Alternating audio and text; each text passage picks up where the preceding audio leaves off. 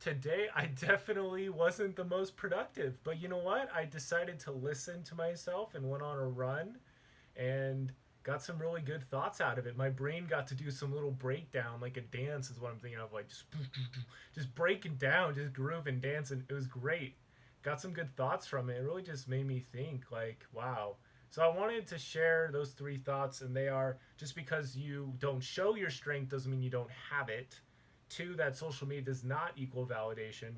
And three, people yield to the Crusaders. As always, if the podcast helps you grow your mindset, helps you work towards building your dream, your best life, and overall just taking care of yourself so you can help other people, definitely hit that follow button.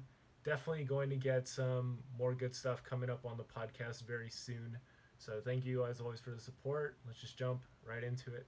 So the first thing I got out of this run that I went on, just got back from it, that's why I'm still sweaty, is just that just because you don't show your strength doesn't mean you don't have it. I think this is such a big, big lesson for me to digest right now over and over again. Is like, Dallin, you have talked with so many people and you just do it on command. You just go for it. And like I did today, I just talked with a complete stranger, ended up talking with him, and he's like, yeah, dude, I'd love to be on your podcast. He's hoping to get into radio. Student at BYUI. I love uplifting and helping out BYUI students, and it makes sense to have them on the podcast and share their stories and stuff, and break down on those lessons and see how we can apply them in our lives. And that was just bomb.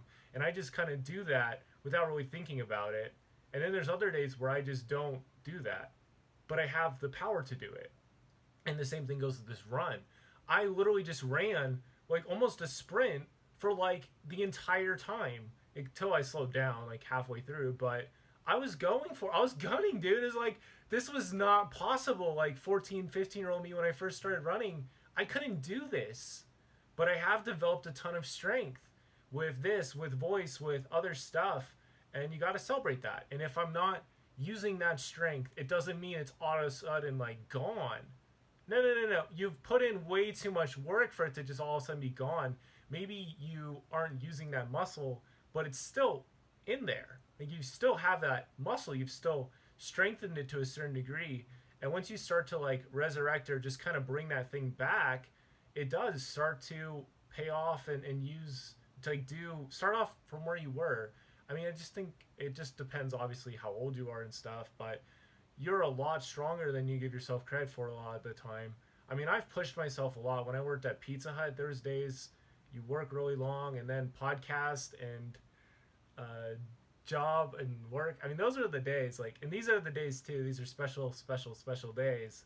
But yeah, just because you're not showing that strength doesn't mean you don't have it. Just because you're not showing love for somebody doesn't mean you don't have the capacity to love them if you've loved them in the past, or even if you've never loved them before. I mean, love is a verb. You show and then you feel more. That's just kind of how it goes. And it's something I've struggled with. I'm like, oh, if I don't feel productive, how can I be productive?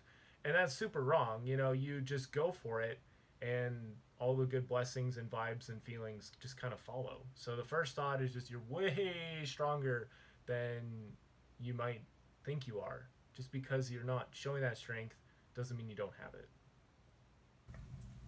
Secondly, we have social media does not equal validation. I was thinking about like some of the most happy times of my life when I was doing track in high school, when I was, serving a mission for the Church of Jesus Christ of Latter-day Saints, and I was still exercising back then, making time for thinking. But I was also doing a lot of serving, helping out people, to find, you know, to help them find Christ, to help them find their best selves, to help them change and become better versions of themselves. Because I believe that through Christ, that's, not only just possibility, that is a endless eternal reality that we can choose to have. And I am very passionate about that. This podcast is not, to preach or anything, but I do want that to be very clear. And my validation, my best validation, has always come from serving Him and from my heart, and not from social media. When I was on my mission, we didn't have access to social media. You know, I would send emails home, and my mom would DJ that out and send it sometimes to her social media people. But I personally, not once, got on social media and said, "Ooh, I talked to this person today," or "Oh, this person got baptized." That didn't happen once, and yet I felt so happy. And the same thing when I was doing track in high school. Never, never, never, never did it happen where I got back from practice. I'm like, wow, that was a jazz practice. I feel so good. That didn't happen once for 3 years. That never happened. I was just so consumed in the process.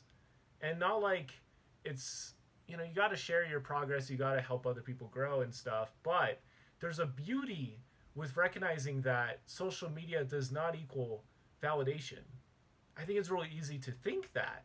You get all these likes and you're like, wow, all these people love me. And not really. I mean, maybe to a certain degree.